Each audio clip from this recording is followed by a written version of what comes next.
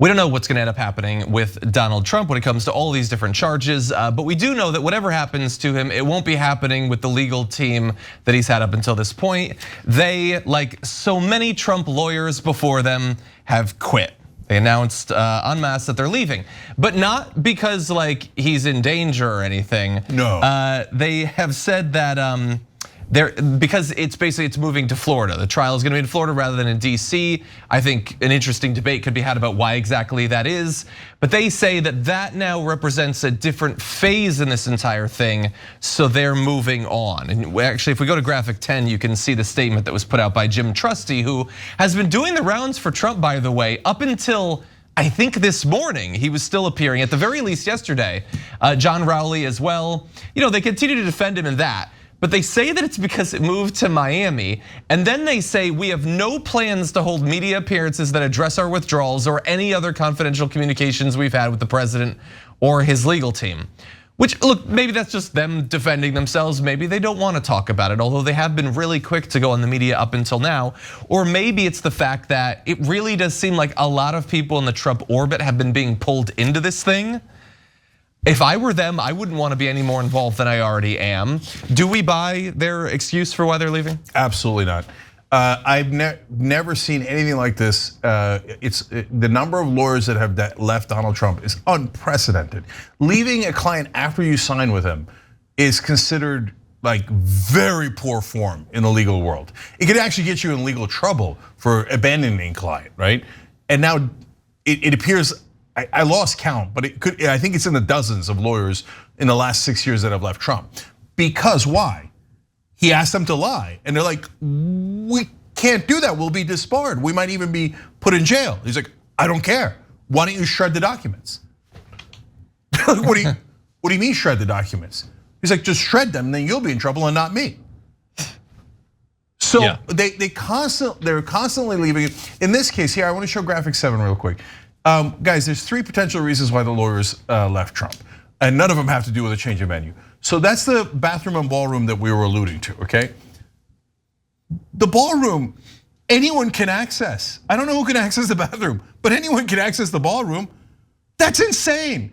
That's top secret national security documents sitting where anyone can go and get them. Now, did he tell his lawyers, oh yeah, I put them in the ballroom? Did he tell his lawyers, oh yeah, other guys, other lawyers before you guys, I told them to maybe get rid of the documents, And oh, by the way, that lawyer that I told to lie, she did lie, and now she's in a world of trouble because she signed the document saying to the FBI saying that there were no more boxes, right?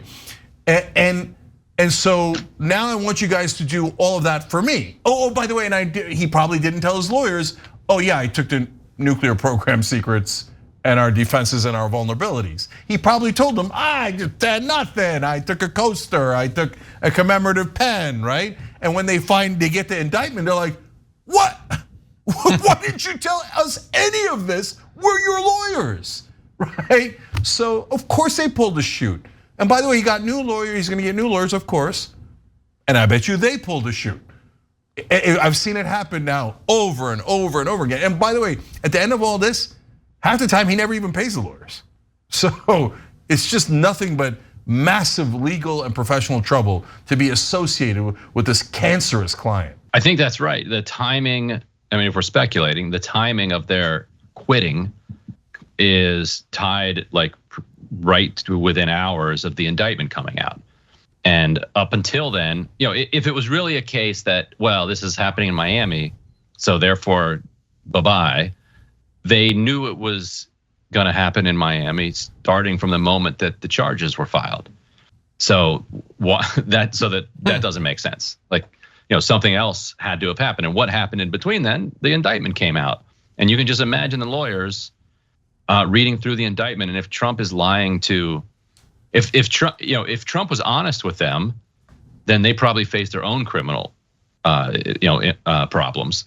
Just like some of his earlier lawyers were facing some criminal implications for being involved. If you remember, for being involved with potentially hiding some of these documents. So either that, or he didn't tell them. And in either of those situations, they're like, well, I'm out of here. Like, imagine, I don't have a whole lot of sympathy though. It's like, who did you think you were representing? Yeah.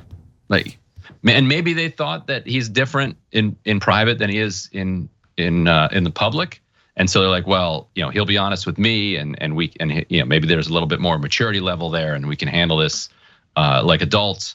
And then they found out that they couldn't. But if they'd read any memoirs or talked to anybody who knows him, like he's more or less the same person in private, just with more profanity than he is in public. And of course he's gonna be the worst possible client. And is he even gonna pay them? It's unlikely that they'll ever, unless they were smart enough to like get paid up front, like I think most lawyers demand of Trump at this point. Yeah, actually, one guy took the money up front, and then after like the first day left. Okay, because he's like, no, I'm not gonna lie to judges and courts for you. You're insane. And then he just left. Guys, look, you gotta understand. Last thing, he has a couple $100 million in his legal defense fund, and every lawyer that represents the former president will be incredibly famous. That is super alluring. He should have the legal dream team times 6, right? Like he should have the greatest legal team ever assembled. And he's almost down to public defenders. Like no one will represent this guy. Why? Why do you think that is? Because the minute you talk to him, you realize, oh, this guy's a giant liar, an enormous criminal. And remember, lawyers represent criminals for a living. But they're like, no, this guy's too toxic. Even for like the most hardened criminal lawyers. Do you remember the slip and fall guy he had for his second impeachment from Philadelphia? He was just like a slip and fall guy who had a little shingle hanging in Philadelphia, and that was all he could get to represent him in that second impeachment. And if you go back and watch the lawyer's speech, it's like he didn't prepare anything. Just complete like rambling nonsense. Now Trump knew they didn't have 67 votes to convict him in the Senate, so I guess it didn't matter. But yeah, like he should have like the best lawyers in the country lining up to work for him, because this is a historic case, a literal federal case against not just a former president, but the front runner in the current campaign, and not just a front runner in the GOP nomination, but as he keeps pointing out, he's ahead of Biden in most polls. And so the opportunity to represent him in this historic case, and they're all passing it up, and all he can get is these bozos, and even these bozos after a little bit of time are like, all right, we're out of here. This is not going well. This is too dangerous. Yeah. Trump, better call Saul. Thanks for watching The Young Turks. We really appreciate it. Another way to show support is through YouTube memberships. You'll get to interact with us more. There's live chat emojis, badges.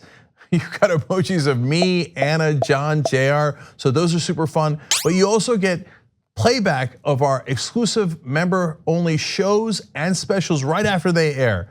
So all of that, all you gotta do is click that join button right underneath the video. Thank you.